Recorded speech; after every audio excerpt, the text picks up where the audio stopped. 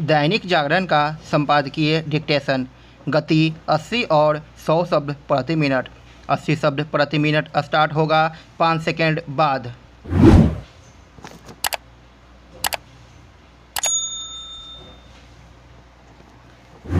Start.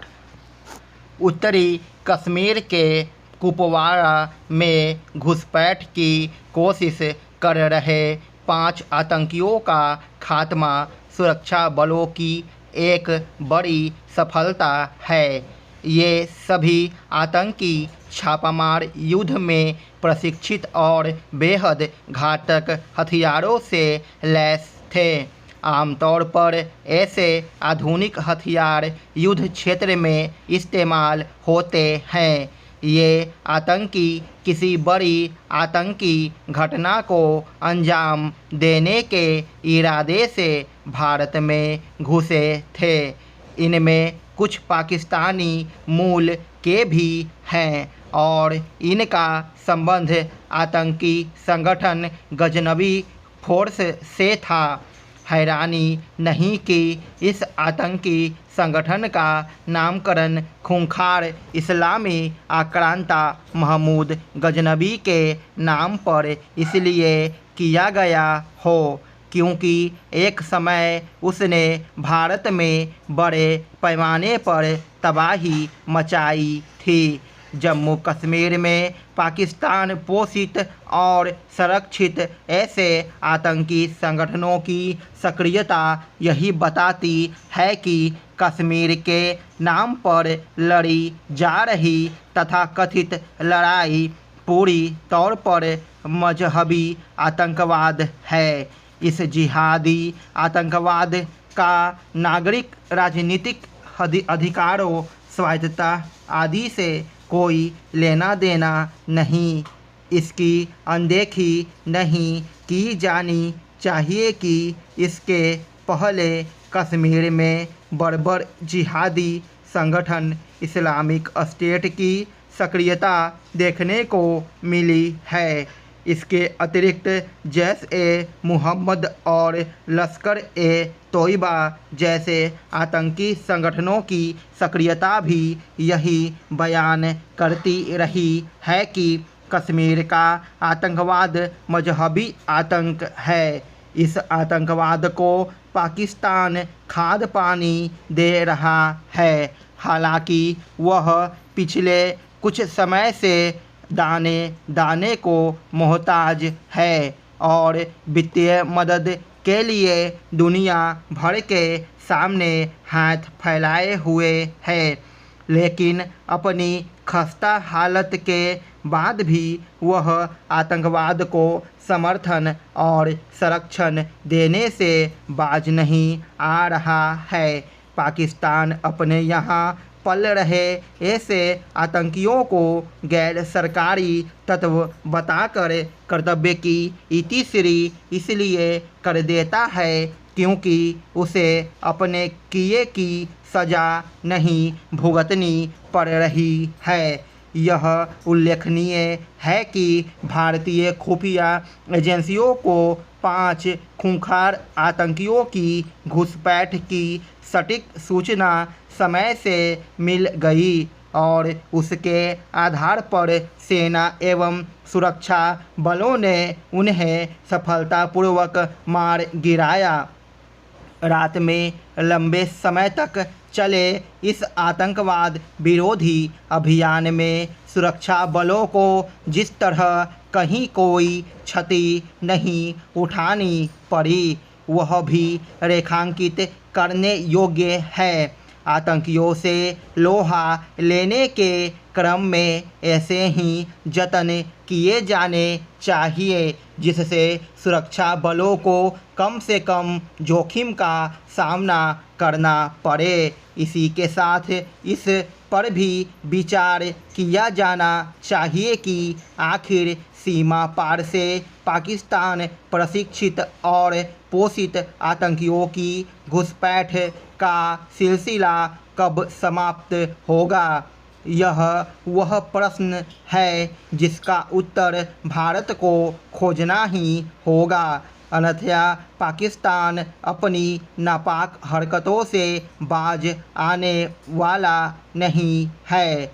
अब जब इसके प्रमाण सामने हैं कि वह आतंकवाद को पहले की तरह ही पाल पोस रहा है, तब फिर उससे निपटने के कुछ नए उपाय करने ही होंगे। यदि उसे आतंकवाद को प्रश्रय देने की कीमत नहीं चुकानी पड़ती तो उसकी सेहत पर असर पड़ने वाला नहीं है। स्टॉप। 100 शब्द प्रति मिनट स्टार्ट होगा 5 सेकेंड बाद।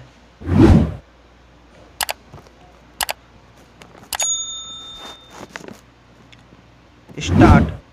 उत्तरी कश्मीर के कुपवाड़ा में घुसपैठ की कोशिश कर रहे 5 आतंकियों का खात्मा सुरक्षा बलों की एक बड़ी सफलता है। ये सभी आतंकी छापामार युद्ध में प्रशिक्षित और बेहद घातक हथियारों से लैस थे। आमतौर पर ऐसे आधुनिक हथियार युद्ध क्षेत्र में इस्तेमाल होते हैं। ये आतंकी किसी बड़ी आतंकी घटना को अंजाम देने के इरादे से भारत में घुसे थे। इनमें कुछ पाकिस्तानी मूल के भी हैं और इनका संबंध आतंकी संगठन गजनबी फोर्स से था। हैरानी नहीं कि इस आतंकी संगठन का नामकरण खूंखार इस्लामी आक्रांता महमूद गजनबी के नाम पर इसलिए किया गया हो क्योंकि एक समय उसने भारत में बड़े पैमाने पर तबाही मचाई थी। जम्मू कश्मीर में पाकिस्तान पोषित और संरक्षित ऐसे आतंकी संगठनों की सक्रियता यही बताती है कि कश्मीर के नाम पर लड़ी जा रही तथाकथित लड़ाई पूरी तौर पर मजहबी आतंकवाद है। इस जिहादी आतंकवाद का नागरिक राजनीतिक अधिकारों, स्वायत्तता आदि से कोई लेना देना नहीं। इसकी अनदेखी नहीं की जानी चाहिए कि इसके पहले कश्मीर में बर्बर जिहादी संगठन इस्लामिक स्टेट की सक्रियता देखने को मिली है। इसके अतिरिक्त जैश-ए-मोहम्मद और लश्कर-ए-तोयबा जैसे आतंकी संगठनों की सक्रियता भी यही बयान करती रही है कि कश्मीर का आतंकवाद मजहबी आतंक है। इस आतंकवाद को पाकिस्तान खाद पानी दे रहा है। हालांकि वह पिछले कुछ समय से दाने दाने को मोहताज है और वित्तीय मदद के लिए दुनिया भर के सामने हाथ फैलाए हुए है। लेकिन अपनी खस्ता हालत के बाद भी वह आतंकवाद को समर्थन और संरक्षण देने से बाज नहीं आ रहा है। पाकिस्तान अपने यहाँ पल रहे ऐसे आतंकियों को गैर सरकारी तत्व बताकर कर्तव्य की इतिश्री इसलिए कर देता है क्योंकि उसे अपने खुफिया एजेंसियों को 5 खुखार आतंकियों की घुसपैठ की सटीक सूचना समय से मिल गई और उसके आधार पर सेना एवं सुरक्षा बलों ने उन्हें सफलतापूर्वक मार गिराया। रात में लंबे समय तक चले इस आतंकवाद विरोधी अभियान में सुरक्षा बलों को जिस तरह कहीं कोई क्षति नहीं उठानी पड़ी वह भी रेखांकित करने योग्य है। आतंकियों से लोहा लेने के क्रम में ऐसे ही जतन किए जाने चाहिए जिससे सुरक्षा बलों को कम से कम जोखिम का सामना करना पड़े। इसी के साथ इस पर भी विचार किया जाना चाहिए कि आखिर सीमा पार से पाकिस्तान प्रशिक्षित और पोषित आतंकियों को की घुसपैठ का सिलसिला कब समाप्त होगा? यह वह प्रश्न है जिसका उत्तर भारत को खोजना ही होगा, अन्यथा पाकिस्तान अपनी नापाक हरकतों से बाज आने वाला नहीं है। अब जब इसके प्रमाण सामने हैं कि वह आतंकवाद को पहले की तरह पाल पोस रहा है, तब फिर उससे निपटने के कुछ नए उपाय करने ही होंगे। यदि उसे आतंकवाद को प्रश्रय देने की कीमत नहीं चुकानी पड़ती तो उसकी सेहत पर असर पड़ने वाला नहीं है। स्टॉप।